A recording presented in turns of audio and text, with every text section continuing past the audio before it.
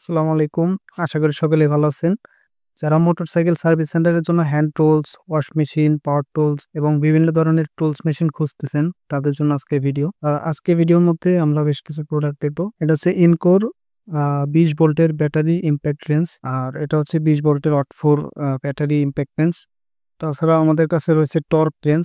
ইঞ্জিনের নাটগুলো টাইট দিতে টর্ক রেঞ্জের প্রয়োজন হয়। তাছাড়া এটা আমাদের কাছে একটা ওয়াশ মেশিন রয়েছে।